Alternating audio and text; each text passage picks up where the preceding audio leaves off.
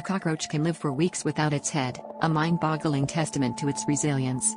This creepy crawly's secret lies in its open circulatory system and low blood pressure, allowing it to seal off wounds and prevent bleeding out. Unlike humans, cockroaches don't rely on their head for breathing. Tiny tubes called spiracles scattered along their bodies supply oxygen directly to tissues. They can keep scuttling about, driven by nerve clusters in their bodies that act like mini brains. Deprived of its head, a cockroach might eventually succumb to dehydration or starvation, but not before showcasing nature's most bizarre survival trick. Imagine encountering an insect that defies the very laws of life and death, persisting against the odds in a headless hustle. This astounding ability highlights the adaptability of one of the world's most enduring creatures, leaving us both fascinated and slightly unsettled by the sheer tenacity of nature's design.